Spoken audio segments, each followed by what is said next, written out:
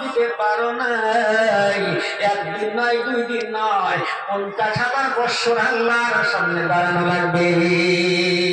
সুবহানাল্লাহ বলে। সুবহানাল্লাহ। কয় বছর? 50,000 দাঁড়ানো লাগবে। 50,000। কয় বছর? 50,000। জবান এত খুব সহজে বলে দিলেন, দাঁড়ায় দেখেন কেমন লাগে। খুব সহজেই বললেন 50,000 বছর। এই দুনিয়ার বছর না। আল্লাহর নবী বলেন কিয়ামতের কঠিন ময়দানে একটা দিন লম্বা হবে, হাসরের ময়দানে একটা দিন লম্বা হবে দুনিয়ার 500 বছরের সমান। ধরে কোন সুবহানাল্লাহ। সুবহানাল্লাহ। দুনিয়ার 500 বছরের সমান একটা দিন লম্বা হবে। ওই একটা দিনের হিসাব করে 50,000 বছর আল্লাহর সামনে দাঁড়ানো লাগবে। এই যে সূর্য দেখতেছেন মাথার উপরে, ও যুবক শোনা হয় না, কান খুলে কয়েকটা মিনিট আমার কথা শোন। আল্লাহ তোর জীবন পরিবর্তন করায় দিবে। এই যে সূর্য মাথার উপরে আছে, এই যে সূর্যটা বাতির মতন দেখতেছেন, এই সূর্যটা আল্লাহ রাব্বুল আলামিন জমিনের থেকে 9,32,000 মাইল দূরে সেট করেছেন। ধরে কোন সুবহানাল্লাহ। 9,30 লক্ষ মাইল দূরে সূর্য আল্লাহ সেট করেছেন। এই সূর্যটা বিজ্ঞান গবেষণা করে বলেছে, এই যে পৃথিবী দেখতেছেন, এই পৃথিবীর মতন 13 লক্ষ পৃথিবী এক জায়গায় করলে যত বিশাল বড় হবে, আল্লাহ রাব্বুল আলামিন সূর্যটাকে তার চাইতেও বড় করে বানাইছে। জোরে জোরে কোন সুবহানাল্লাহ। 13 লক্ষ পৃথিবীর চাইতে বড় ওই সূর্য আল্লাহ বানাইছে।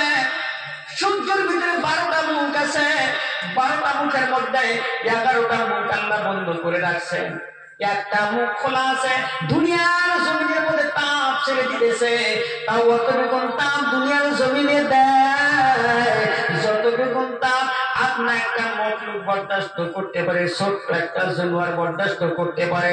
কচি একটা পাতা জমিন থেকে জ্বালায় গেল, জমিন থেকে বের হয়ে গেল, এই পাতাটা হলো সূর্যের তাপের মধ্যে মরে না যায়, অতটুকু তাপ জমির উপরে ছেড়ে দেওয়ার পারমিশন আছে। বাকি তাপ সূর্য কন্ট্রোল করে রাখে, আল্লাহর ফেরেশতারা কন্ট্রোল করে রাখতেছে। আমার বন্ধুগণ, হাসরের ময়দান যেদিন শুরু হবে, এই সূর্য 9,32,30 লক্ষ মাইল দূরে থাকবে না।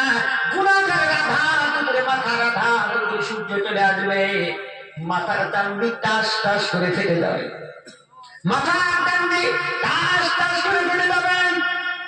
গুনাহগার ব্যক্তি যারা থাকবেন, আল্লাহ রাব্বুল আলামিন কোরআনে কারীমের মধ্যে বলেন, ওয়ান্তাজুল ইয়াউমা আইয়ুহাল মুজরিমুন। জোরে বলেন আল্লাহু আকবার।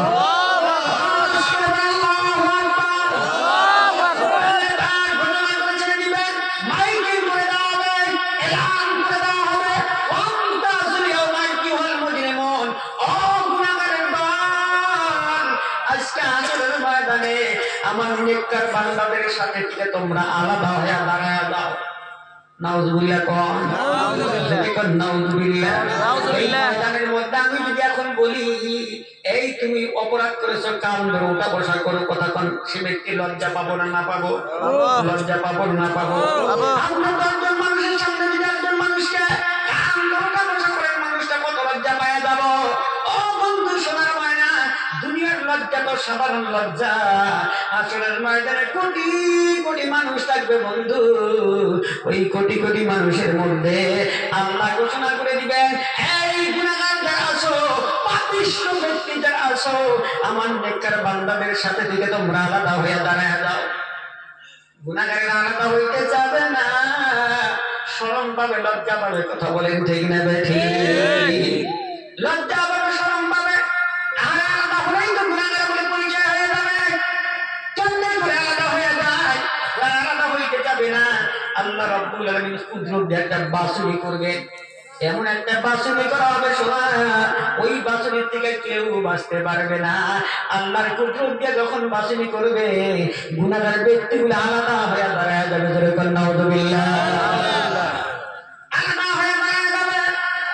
আল্লাহ রাব্বুল আলামিন বিচার শুরু করবেন। নেককার বান্দা যারা থাকবে, যারা এই ঠান্ডা রাতের মধ্যে ঠান্ডা পানি দিয়ে ওযু করে তাহাজ্জুদের নামাজ পড়েছিল, সিজদার মধ্যে পড়ে পড়ে আল্লাহর দরবারে কান্না করেছিল, আমার বন্ধুগণ, ওই বান্দার চোখের পানিতে আল্লাহ হেফাজত করে রেখেছে।